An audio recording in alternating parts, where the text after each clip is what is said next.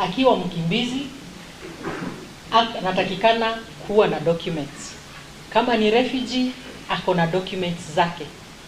Tuko na refugee IDs ambazo zinapeanwa na Bwana Kitia. Mimi nikisha process makaratasi yote, nimescreen wao na nini, nina hand over data kwa Bwana Kitia. Ananitolea refugee IDs. There are still so many people out there who require to be supported to be able to get their identification documents. So once again, we shall still be going around the country in ensuring that we sensitize our grassroots leadership and also to roll out the usajili mashinani, both using technology, ensuring that there are enough registration materials across the country so that every Kenyan who deserve to have an identification document do have.